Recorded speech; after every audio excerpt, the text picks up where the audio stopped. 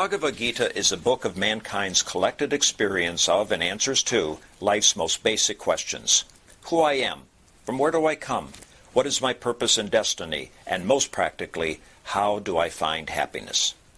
These podcasts originate in the lectures of Neil Bhatt, a disciple of Swami Chinmayananda. They are presented here in 20 to 30-minute segments, each covering 3 of the Gita's 701 verses. Welcome to Gita Wisdom for Daily Living.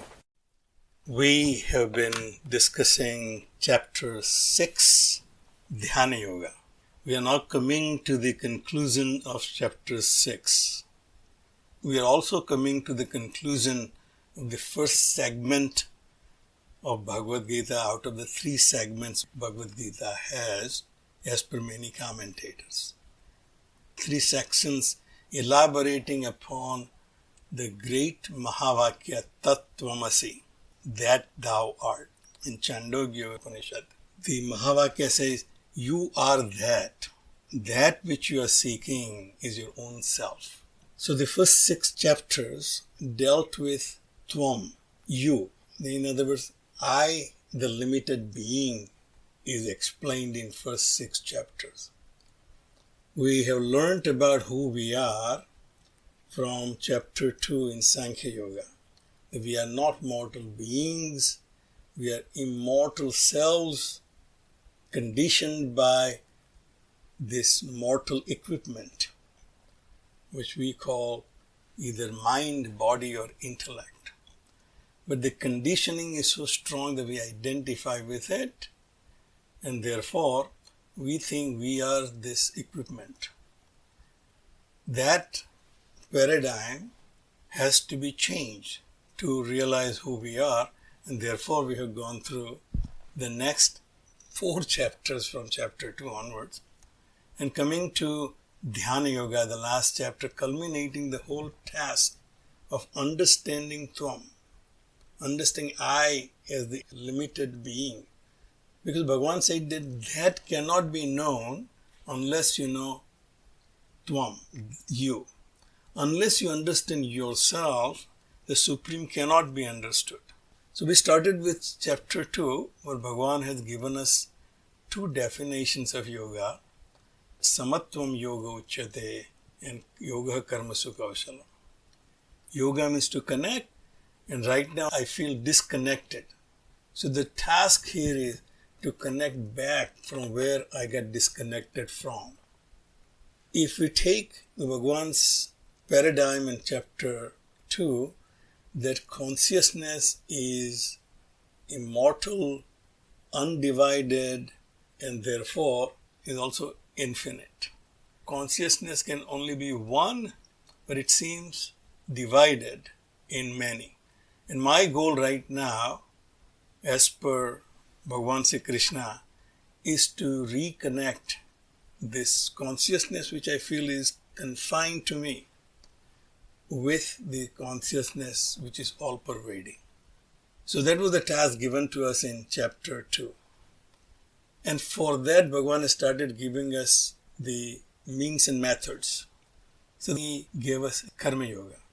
You will be able to function efficiently in this world if you have balanced mind. So Samatvam Yoga Uchyate. First task given to us by Bhagavan is balance your mind. Don't let your mind run away in many directions. Focus where your hands are, whatever you are doing. And then he said, once you focus your mind, if your mind is balanced, then you will become very efficient and proficient. We know from our day-to-day experience that unless I'm focused on doing something, accomplishing the task is very, very difficult. Even to write a letter or read a book, I have to have focus. I have tried many times to read book and watch TV at the same time, and have failed miserably. I will not know what's going on the TV, nor I will know what I'm reading. So Bhagavan said, focus is very important. A balance of mind is nothing but a focus of mind. When you focus your mind at your task, you will be efficient. So Bhagavan gave us the idea of how to take the first step. And then he said, I will also give you the field of activity. The field of activity should be such that your focus becomes natural. the field of greater good, selfless activity. Perform all your actions with that goal in mind, that is not only for me, but for the greater good. My action will benefit many, not just me. So this selflessness. More and more I dilute my ego, more and more selfless I become. Somebody asked Swamiji, whether Swamiji, do you have ego? And he said, of course I have ego. But then he gave example. Take a tablespoon of salt and put it in a glass of water, the water will be very salty. But if you take that water and put it into a bucket of water, it will be less salty. It will taste less salty. Then you put that water into a pond, you won't even detect where the salt is. In the same way, your own ego, more and more you dilute, easier it will become to connect. Then in chapter 4, Bhagavan said that now that you have figured out how to act in this world, you should know who is the actor, who is acting in this world. So, Gnana Karma Sannyasa Yoga, renouncing actions in knowledge. Where we have seen, Bhagavan said, all this time I consider myself to the actor, I the actor. There is one constant factor I have in my life, is that feeling I. I exist, I talk, I listen. That I is constant right from my childhood till today. Body changes, the mind changes, the intellect changes, but I remains constant. That I, right now, I consider to be the doer. Therefore, I keep saying, I do it. But once I think about it, is I the doer or someone else is the doer? And we have seen by analysis that I is actually inactive, is not participating in any activity. Either the action is by the body or by the mind, but it is always enabled by the consciousness. But the consciousness itself is not participating in that action.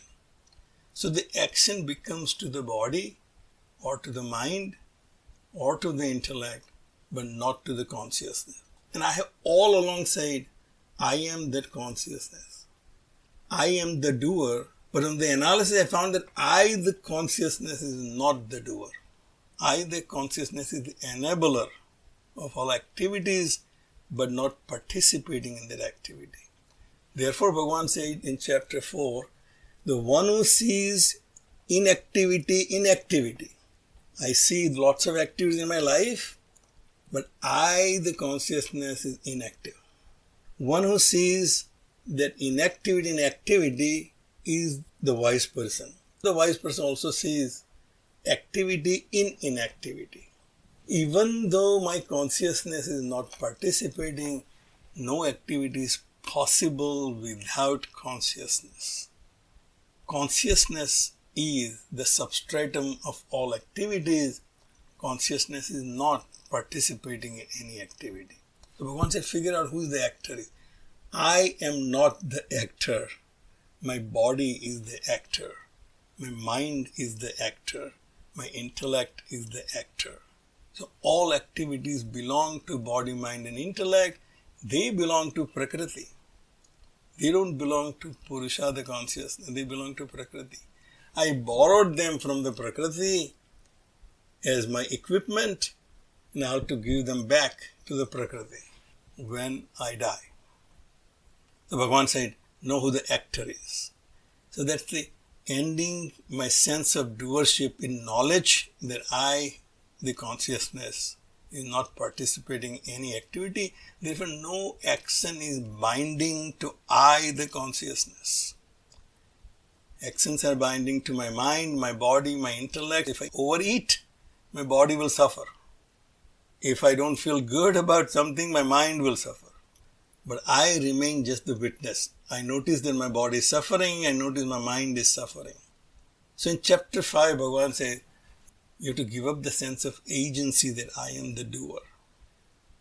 Once you give up the sense of agency that I am the doer, and then constantly see that all actions are performed by guna guneshu vartantaha, the qualities of the sense objects outside and the qualities of my senses, they interact with each other, when they come in contact with each other, and then the activity takes place. So when the sense objects come in contact with the senses, depending on their own gunas, an activity may take place. But consciousness all along is just the witness of all that is taking place. Guna gunesu vartanta iti matva na sajjate. Wise man does not get affected or perturbed by this exchange which is going on in this world with my senses and the sense objects. So that's chapter 5. Bhagavan has led us through from who I am, my misconception about this body, mind, and intellect, to replacing I, the consciousness, as me, and therefore I am not the doer. Therefore I am not bound by any actions in my past or present, and therefore I remain sinless without any contamination. However, I do have responsibility to purify my internal instrument so that I can see through the knowledge which I have gained through my intellectual appreciation of what Bhagavan has said. Therefore we came to the Dhyana Yoga, yoga of contemplation and meditation. So in this chapter Bhagavan said, once you have purified your mind and intellect through Karma Yoga and by sannyasa, now you have to make your first attempt to connect with your Supreme Self. My consciousness, which I consider I, is right now feel disconnected from the Supreme Self. I've come to the conclusion consciousness is one, it is all pervading. My consciousness is nothing but part of their consciousness, but there is no experience I have of that connection. To connect with that Supreme Consciousness, in this chapter Bhagavan said, first of all, withdraw your consciousness from the senses, then put them into the mind. So now senses are all turned inwards in the mind, and then withdraw your consciousness from the mind to the intellect. Just focus on who I am. Contemplate on who I am is the intellectual focus in consciousness. To see who I am, if I remove this body and mind connection from that, and then Bhagavan said that's contemplating on yourself. And once you get to that level where intellect is now absorbed in that consciousness, the Bhagavan said, then turn your gaze towards me, the Supreme Self, and thou shalt have that experience. So Bhagavan has given Arjuna a clear path how to get to the point where we change this paradigm for I, this limited being, to I, the part of the Supreme Self. Never contaminated, never sinful, always remaining the part of that Satchidananda, that which is ever existing, ever knowing, and all pervading. So in the last two verses, Bhagavan really concludes all that he has told us so far. And he says, Tapasvi bhyo adhiko yogi, gnani bhyo api mato adhikaha, karmi bihi cha adhikaha yogi, tasmad yogi bhava Arjuna. Because we have come a long way from a complete ignorant being who thought that this conglomeration of body, mind, intellect is me, to the clear understanding of this body cannot be me, this mind cannot be me, this intellect cannot be me, because they change all the time. But I am changeless, right from my childhood till now, that I remain changeless. And therefore I cannot be this changing mind, changing intellect. So Bhagavan said, in that path, you may have put lots of efforts and become a tapasvi. Tapas means concentrated efforts in your chosen field is tapas. An athlete who is preparing for the Olympics, obviously he gives up everything else which is pleasurable to him or his other interests and just focus on preparing for the Olympics. So he is a tapasvi. His field is sports. He's focusing, he's putting concentrated effort. So he's a tapasvi. But Bhagavan said he will only achieve the narrow goal. So our Puranas are filled with stories about Rakshasa doing tapas and achieving Siddhi. Brahma gave boon to this Rakshasa so that you will not burn by anything. Then other Rakshasa gets other boon. In other words, the Rakshasa, Rajasic people. Rajasic people are also putting lots of efforts in the fields of their liking. And they achieve that Siddhi. Bhagavan said, yoga is better than achieving that limited Siddhi. Tapasvi bhi adhiko yogi. Yogi is much more than just focusing on one field of activity. So that therefore he said, you may be very good in applying yourself in your field, but the field is narrow, your achievement will be narrow too. Therefore, widen your field in which you can reunite with your own self. Gnanebhyo api mato adhika. Even my opinion is greater than Gnani. Gnani is the one who has intellectually appreciated, who has come to the conclusion this is the truth, but he has no experience of that truth. So Bhagavan said, the one who has the experience of the truth, one who is reconnected with self, is greater than that Gnani, who has the knowledge of the truth. Karmi bihicha adhiko yogi. In Karmi, one who believes in putting his efforts in right field is a Karmi. One who believes in actions and put his actions in that field is a Karmi. Bhagavan is not even using the word yoga, attaching to all this. But you can attach yoga to all of them because they are connecting with something. Karma yoga is I'm connecting with my goal of greater good. This is karma yoga. That itself gives me purification of my mind and my ego gets diluted by performing the actions. But as we say all the time, doing good is not good enough. You have to realize who you are. So Bhagavan said, therefore, karmi bihicha adhiko yogi. Tasmad yogi bhava Arjuna. And therefore, Arjuna, you become yogi. Yogi in a sense that keep your goal the highest of reconnecting yourself with your supreme self. That's yogi. Yogi is the one who has come to the conclusion that I'm not who I am. I am part of the Supreme Being and I need to have that experience. And I'm going to put all my efforts in that pursuit. So that's yogi. Paramhans Yogananda said, all these yogas are there, but Kriya Yoga is the greatest. Kriya Yoga is to experience that oneness. The theory is that consciousness is all pervading and we are grasping that consciousness within this equipment. And a small atom catches small amount of consciousness and a complex human being catches complex amount of consciousness. But that consciousness is all pervading all things and beings.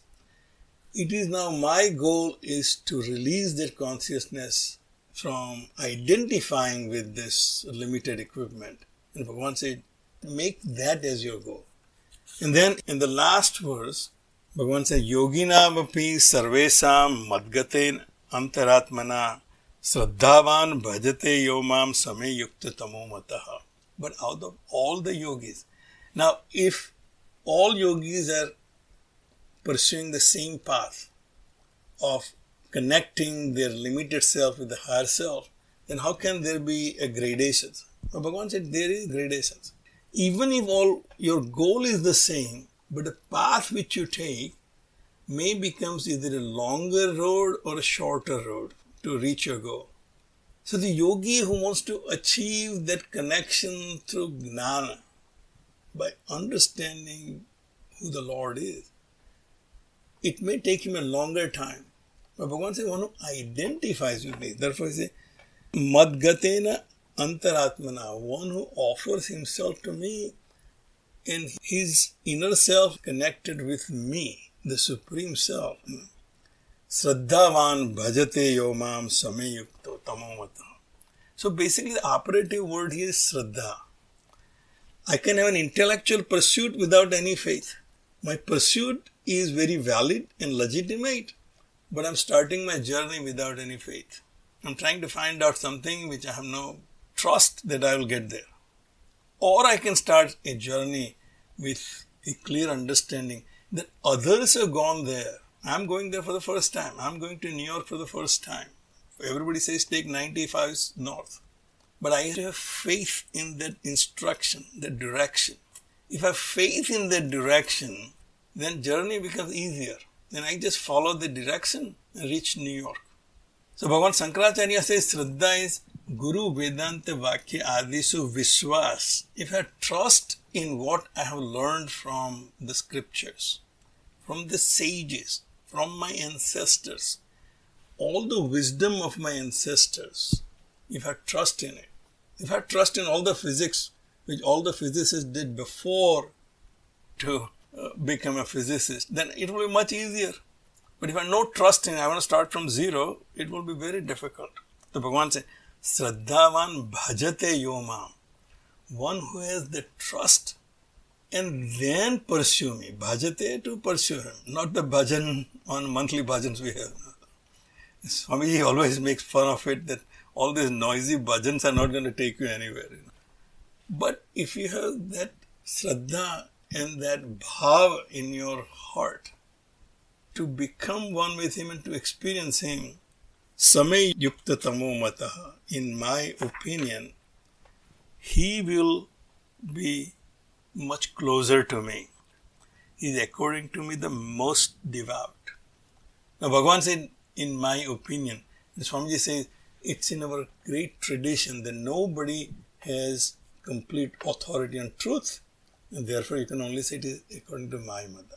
But this verse gives you the introduction to the next chapter and the next segment of Bhagavad Gita, what to contemplate on. So with that, I'll stop right here. If you find this podcast helpful, please support it by donating any amount by going to the episode's website at neilbhatt.podbean.com or at chinmayarichmond.org. Thank you.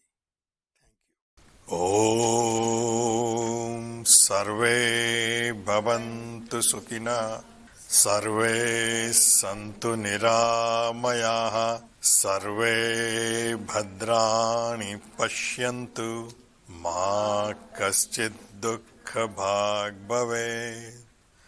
Om Shanti Shanti Shanti. Harihi Om. Shri Gurubhyo Namaha. Harihi Om.